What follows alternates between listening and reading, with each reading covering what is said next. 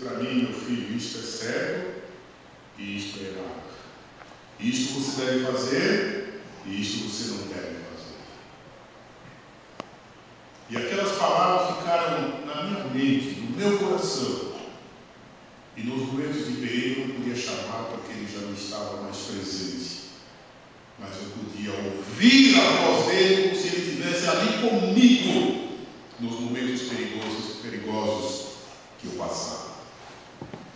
E eu tenho certeza que a voz dele, até hoje, ainda está dentro da minha mente, dentro do meu coração. Porque ele pode me ensinar tudo que é bom. Se eu, porventura, sair fora alguma vez, não foi culpa dele, foi minha própria culpa. E quando a gente reconhece a nossa culpa, foi exatamente como aconteceu com o filho pródigo. A primeira coisa que nos vem à mente é voltar à casa do nosso pai. Mas aquele tempo que nós perdemos fora, não se recupera. Não se recupera mais. Tempo em que ele poderia estar ali gozando da paternidade, gozando dos bens que o pai possuía, porque nós vamos encontrar aqui que o pai falou, tudo que eu tenho é meu.